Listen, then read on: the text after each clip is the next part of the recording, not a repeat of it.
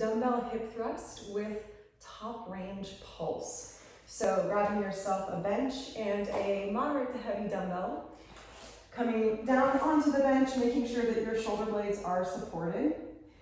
Holding that dumbbell with both hands right on top of the hips. You can place them slightly in front of your hip flexors if that's uncomfortable. Making sure to keep your chin tucked into your chest, your rib cage is down, heels are directly underneath your knees.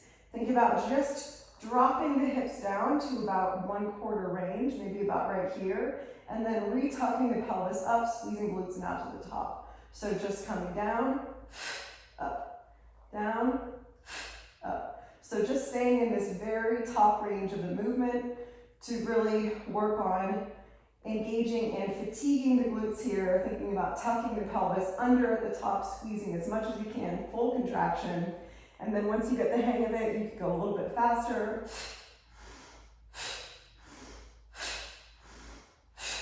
Remembering to use your breath. And that is our dumbbell hip thrust with top range pulse.